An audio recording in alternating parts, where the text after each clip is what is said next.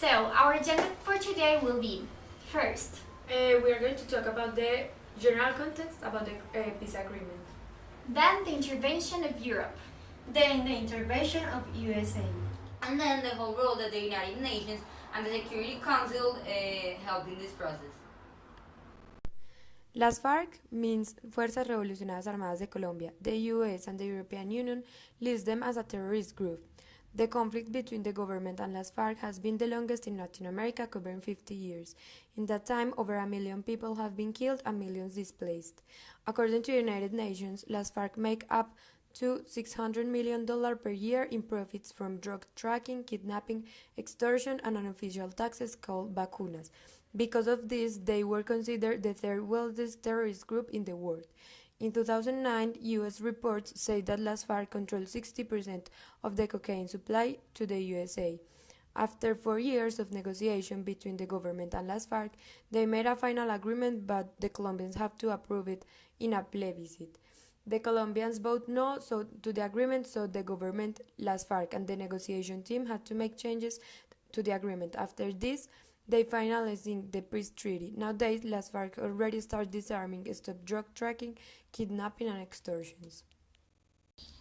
For more than a decade, the European Union and member states' support to Colombia has focused on root causes and consequences of the conflict. During 15 years of collaboration, the European Union has gained legitimacy, recognition, and the trust of the Colombian people. Together with the European Union member states, the European Union has invested $1.5 billion in peace-building activities.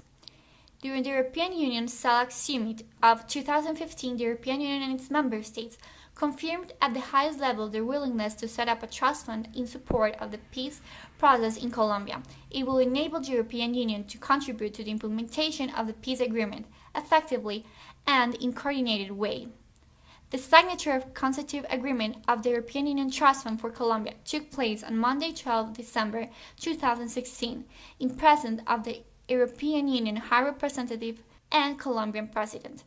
The European Union Trust Fund is said to have close to $95 million at its disposal from the European Union budget and from contribution of the 19 European Union member states. Additional contributions could be made in the future. During the course of the past 15 years, across 3 administrations in both Colombia and the US, the two countries have worked hand to hand to tackle the most significant security challenge facing the Americas. Colombia received billions of dollars from the US through a project called Plan Colombia, which was created under the government of Andrés Pastrana and Bill Clinton to combat narcotrafficking. And that's why we achieved many goals: reduction of coca cultivation, drug production, drug trafficking, and kidnappings. Nowadays, Colombia is passing through a post-conflict in which the victims and the society will be repaired. The US are supporting this process, and the actual president, Donald Trump, continues providing support. In addition, Colombia is not a priority issue for Trump. For instance, the foreign policy advisors such as Senator Jeff Sessions and Rudolph Giuliani know the country well and are clear about the support it needs today.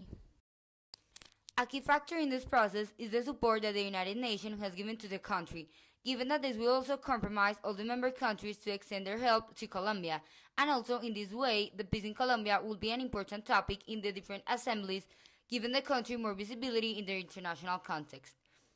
The UN mission in Colombia started in July of 2015, when the parties requested the United Nations to support the work of the Subcommission on End of Conflict Issues.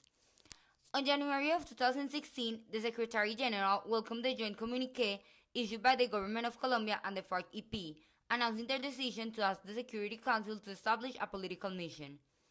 On 25 January of 2016, the Security Council adopted Resolution 2261 to establish a political mission of unarmed international observers to monitor and verify the laying down of arms.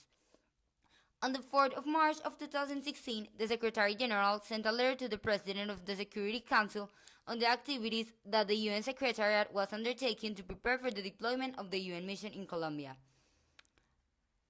The mission consisted of 3 phases. The Phase 1 aims at establishing the mission headquarters in Bogota and assessing conditions at the locations where the mission will have regional offices. Phase 2, the focus will be on getting the mission ready to operate at the local level along with representatives of the government of Colombia. And the Phase 3 is the final phase of the mission and will include the deployment of all United Nations observers and the full operationalization of the tripartite mechanism for monitoring and verification.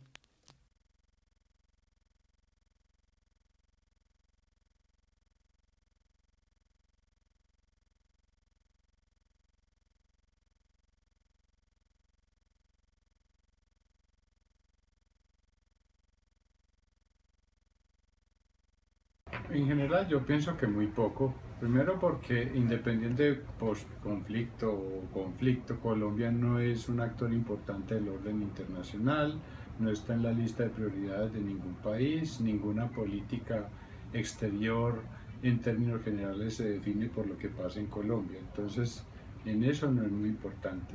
Y la circunstancia del conflicto, o como se quiera llamar, o post-conflicto, es un asunto que afecta muy poquito incluso lo interno y menos no tiene ninguna afectación sobre los vecinos. Entonces el efecto que pueda tener es muy poco. Tal vez Estados Unidos, que es el que más se mete en las relaciones en América Latina, tampoco, porque nosotros no somos una prioridad, no la hemos sido y ahora menos en este gobierno.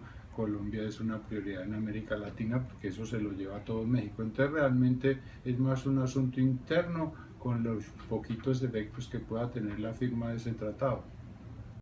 Lo primero es que yo creo que la confianza inversionista de los extranjeros va a estar en un punto alto, o sea, la calificación que ellos van a tener es muy alta porque digamos que el ruido que hay a nivel fuera del país con el tema de las guerrillas y todo este tema de los paramilitares y todo, genera incertidumbre para el inversionista. Entonces yo creo que eso va a haber mucho inversionista interesado en venir al país a querer entrar. Los países también fuera de la parte económica, sino en la parte política, yo creo que también ven con muy buenos ojos ese tema y van a colaborarle mucho a Colombia.